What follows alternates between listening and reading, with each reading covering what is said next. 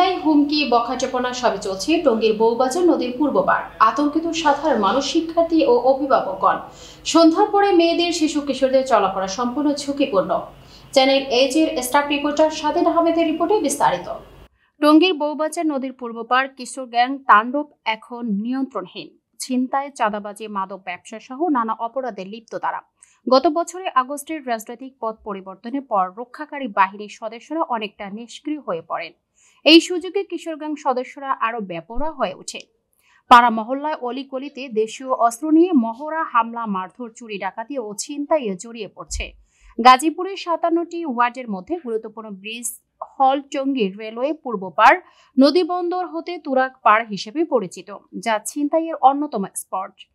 শুধু তা নয়, এখানে বাঘ প্রতিবন্ধী একটি শিশু অপহরণের ঘটনাও ঘটে, যা দুর্বৃত্তকারীদের আজও কোনো খোঁজ পাওয়া যায়নি। বউবাজার সংলগ্ন সানাউল্লাহ হাজির বাড়ি, লাইলির মেয়ের জামাইয়ের বাড়ি, সলিমান ভিলা সরকারি জনবহুল এই পয়েন্টগুলোতে কিশোর গ্যাং সদস্যদের অবাধে চলাফেরা ও সন্ত্রাসী কার্যক্রমের আতঙ্কিত হয়ে পড়েছে, বিশেষ করে শিক্ষার্থী ও সাধারণ জনগণ। সূত্র হতে জানা যায়, দিনমজুর ইউনুসের টোকার ছেলে নূরে আলম চালাচ্ছেন এই কিশোর গ্যাং লিডার। নাম না জানার স্বার্থে এলাকাবাসীর জানান, এই কিশোর গ্যাং লিডারকে নিয়ন্ত্রণ করছে BM শামীম ওরফে বাইস্তা শামীম।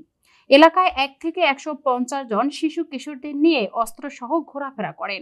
জনগণের মনে ভয়, আতঙ্কের সৃষ্টি করেছেন টুকাই নূরে আলম।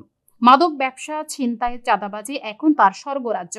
১ থেকে ১৫০ জন কিশোর গ্যাং নিয়ে বাড়ি দখল, লুটপাট সবই করছে রহিমা, নাসিমা, দীপা, শান্তা, হাসিনা, আসমাকে নিয়ে।